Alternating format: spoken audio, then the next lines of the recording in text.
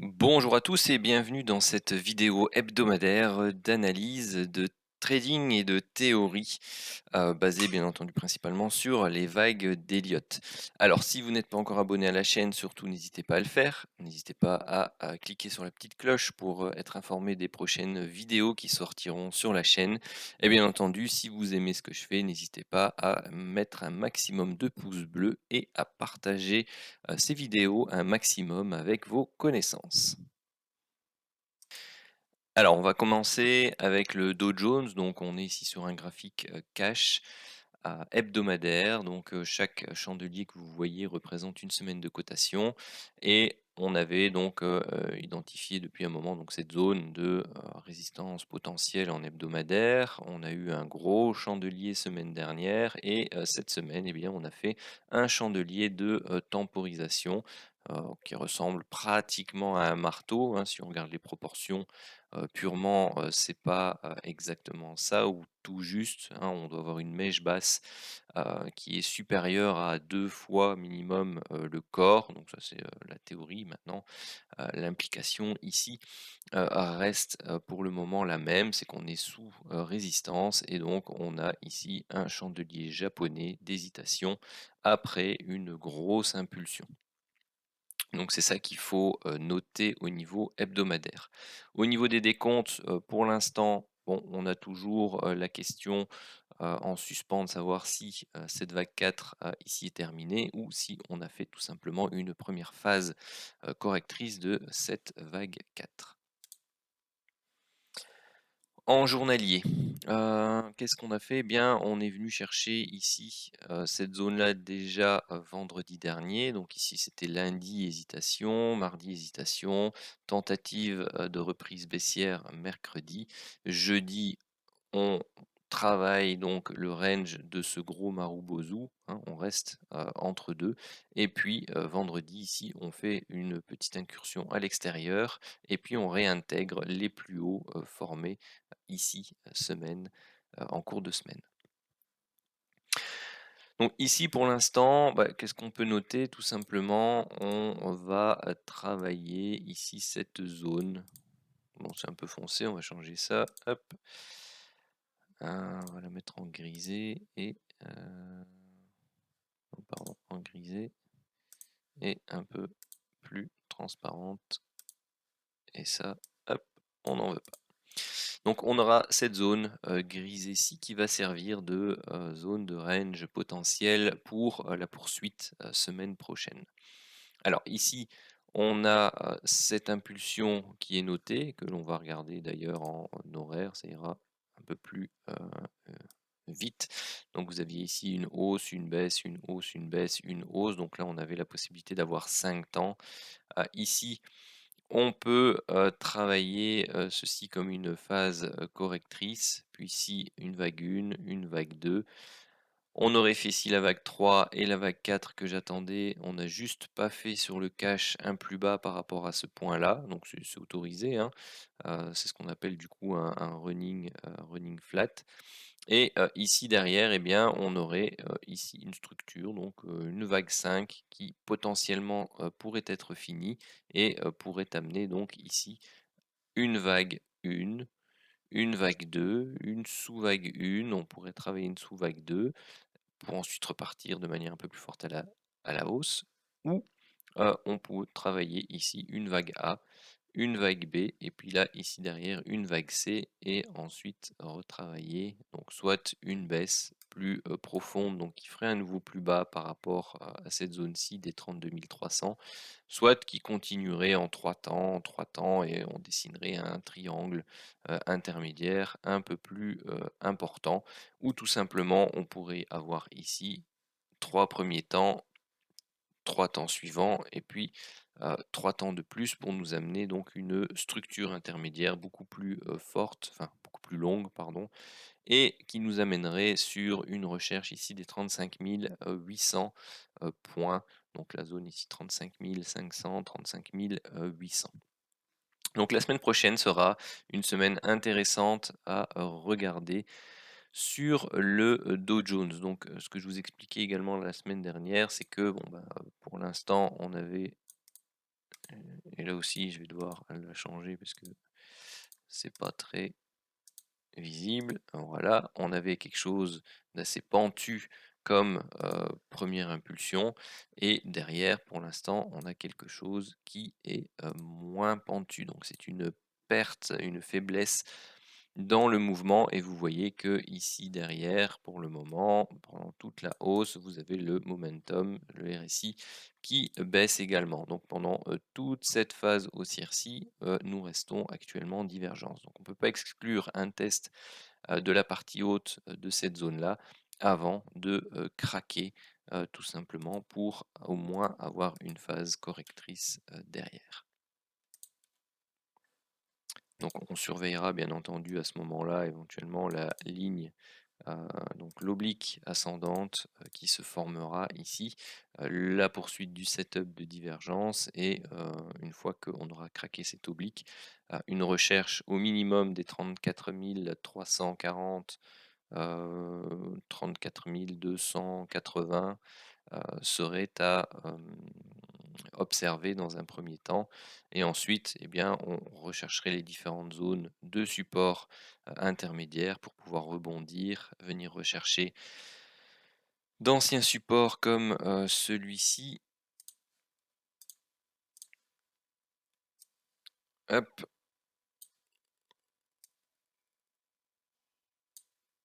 Bien entendu, tout ça maintenant, faut changer de couleur puisque les prix sont passés de l'autre côté.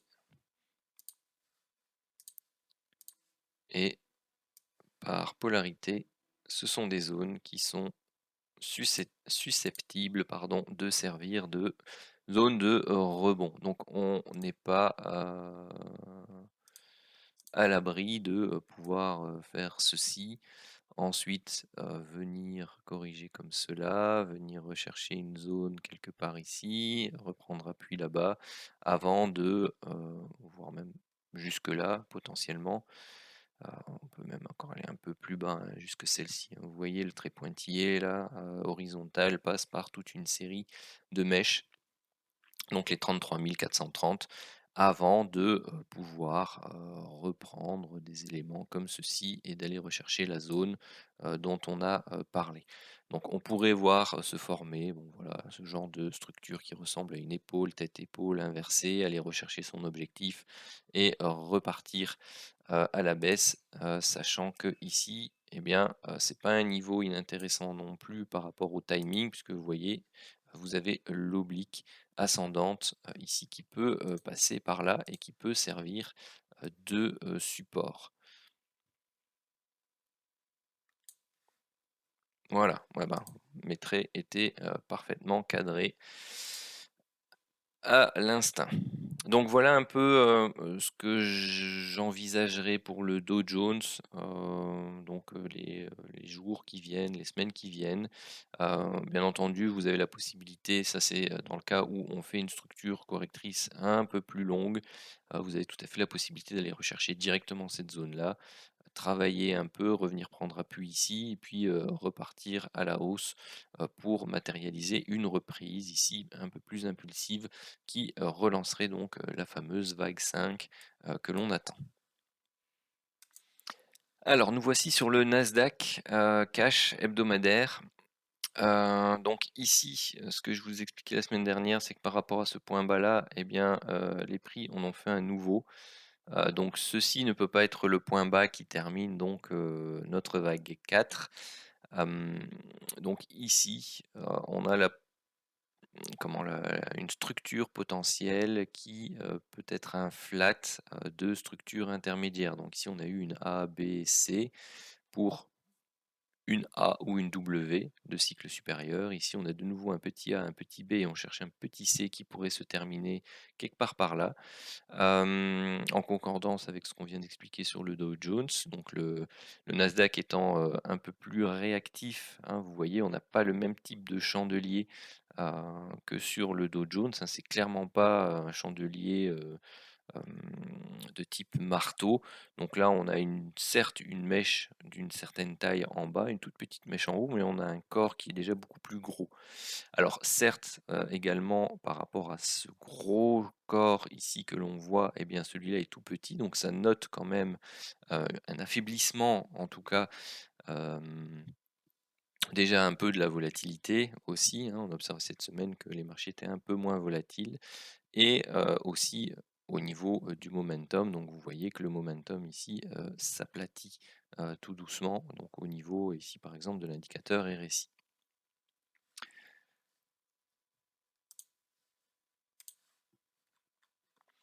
Alors, au niveau journalier, qu'est-ce qu'on a fait? Eh bien, lundi, on a commencé avec un chandelier qui était magnifique. Donc, vendredi, jeudi, mercredi, mardi, lundi. Donc, c'est un doji en croix sur zone de résistance à ce moment-là.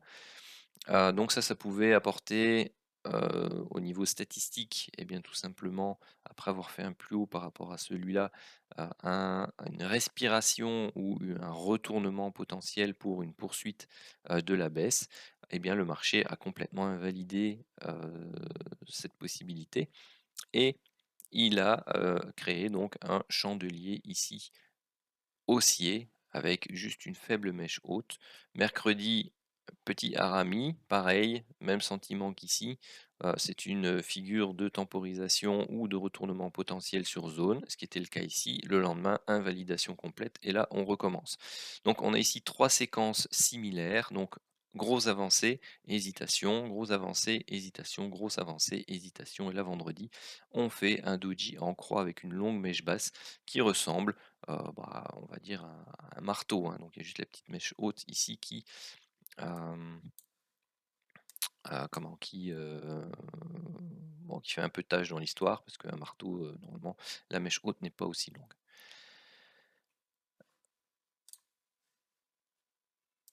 Au niveau horaire, donc un peu même principe que sur le Dow Jones, vous avez ici une hausse, une latéralisation, une hausse, une latéralisation, une hausse pour une vague 1, enfin ou A. Vous avez A, B, C ici, et malheureusement on fait un plus bas, hein, c'est ce que je vous expliquais. Donc c'est ça qui est un peu embêtant. On pourrait très bien avoir ici tout simplement 1, 2, 3, 4 et 5 pour une A, B, C pour une B, Ups, ici une C. Et puis derrière, A, B, C, et donc 3 temps, et du coup ici on cherche la fin d'une structure impulsive en 5 temps qui pourrait avoir lieu dans cette zone là des 15 050 aux 15 200 avec des beaux setups de divergence. Attention, ils sont déjà présents ici par rapport à cette hausse que l'on a là. Donc, soyez prudents. On peut, courant de semaine prochaine, voire début de semaine prochaine, tout simplement travailler une structure de fin de tendance haussière. Alors, beaucoup pourraient croire qu'il s'agit tout simplement d'une impulsion, on va corriger et puis derrière, on va rebondir et repartir à la hausse. Cette structure-là, moi, me fait plutôt penser à un top qui serait quand même de moyen terme et qui nous amènerait à retester les plus bas ici au niveau des 13 000. Donc ça fait quand même plus de, si on monte là-bas, quasi 2000 points à perdre sur le Nasdaq. Donc il faut être prudent par rapport à cette structure de prix ici sous forme de flat. Donc je ne sais pas si... Est-ce que je peux les noter?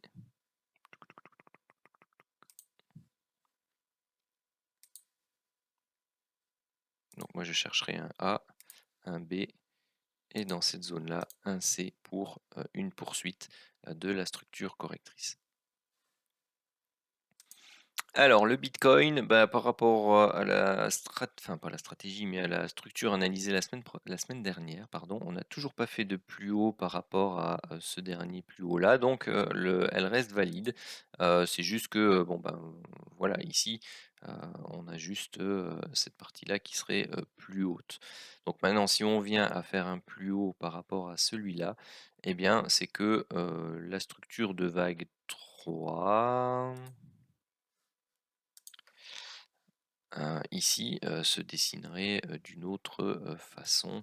Donc vous avez ici la vague A, la vague B, et vous aurez ici donc une hausse, une baisse et une hausse pour la vague 3 ici. Donc je vous rappelle, c'est un triangle, hein, donc je ne sais pas faire A, B, C, D, E, donc j'ai noté 1, 2, 3, 4, 5, sans faire de plus haut par rapport au sommet de la vague 1, hein, c'est important, enfin de la vague A, pardon. Au niveau horaire, qu'est-ce que l'on peut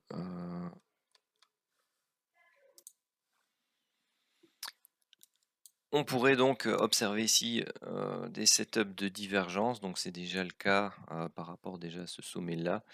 Et puis vous voyez ici les différentes alertes horaires qui sont apparues. Donc pour l'instant on est toujours éventuellement en setup de divergence.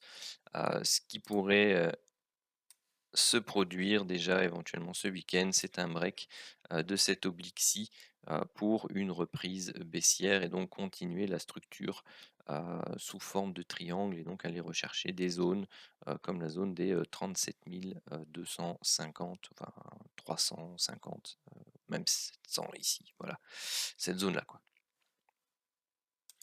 Alors concernant le WTI, le pétrole, donc on est sur la zone dont je vous parlais ici la semaine dernière et donc on observe ici la formation de setup de divergence. Vous avez la possibilité que l'on crée ici une structure chartiste de type épaule, tête, épaule, horaire et donc cette zone-ci, donc la zone des 114,50, 115 pourrait être une opportunité intéressante de vente avec un stop très court puisqu'il serait ici autour des 116,60, on va dire 117. Et ceci pourrait nous emmener, si ceci est une vague 1, et bien tout simplement à avoir ici la vague B et donc retracer quelque chose de plus important et être très rémunérateur par rapport au faible stop que l'on pourrait placer ici. Même si on a l'occasion de vendre dans cette zone et que ceci est une impulsion de reprise et donc une sous-vague 1, que ceci est une vague A, que l'on travaille une vague B et ensuite une vague C, même si l'on vient rechercher ne fût-ce que les 107 en vendant ici autour des 100, ouais, on va dire des 115, vous avez 8 $ à aller chercher et puis vous n'avez que 1,50 $, 2 de stop, donc c'est un risk reward relativement intéressant. Bien entendu, travailler les unités de temps inférieures, chercher des setups de divergence validés sur du 15 minutes, 5 minutes pour avoir des entrées tip top. Alors au niveau du gold, pareil, on est sur la zone attendue et indiquée la semaine dernière. Donc là, on voit qu'on a fait un rebond ici sur la ligne de tendance court terme. On remonte, donc il y a peut-être encore un petit plus haut à aller chercher, mais une zone de vente autour des 1900, ouais, 72, 75. À nouveau, hein, ici on est sur du 4 heures. Allez sur des unités de temps comme le 15-5 minutes, prenez des setups de divergence par exemple court terme pour essayer de rentrer tip top, avoir des stops relativement courts. Ici, vous voyez qu'on a eu quelque chose qui peut être s'apparenter, bon bah 1, 2, 3, 4, 5, donc quelque chose de fort impulsif. Ici, vous avez quelque chose qui commence tout simplement à stagner. Hein. Vous voyez très bien ici le canal qui commence à se matérialiser. Hop, et voilà, on pourrait donc aller rechercher ici un plus haut dans cette zone-là, autour des donc 1975-1980, et ensuite déclencher un setup de divergence sur unité inférieure, break, enfin même sur cette unité de 4 heures, hein, break de cette oblique et puis break de celle-ci, et on va rechercher des zones plus basses comme celle des 1850. Et euro-USD, bah, pour l'instant pas grand-chose à dire. Donc de là, bon, j'avais théorisé une reprise baissière potentielle pour aller chercher un dernier plus bas. Bon bah, c'est très très très hésitant, hein. On baisse mais de manière pas très convaincante. Donc lui, on doit le laisser travailler pour voir un peu ce qu'il va nous dessiner dans les semaines qui viennent. Voilà qui termine cette vidéo d'analyse, rapide, hein, elle fait que 20 minutes, par rapport aux semaines précédentes. Donc, voilà, les petites mises à jour, surtout, à nouveau, hein, comme au début, n'hésitez pas de liker un maximum si vous avez apprécié la vidéo. N'hésitez pas de partager un maximum la chaîne, ces contenus. N'hésitez pas à laisser vos commentaires et à vous abonner si ce n'est pas encore fait. Sur ce, je vous souhaite un très bon week-end.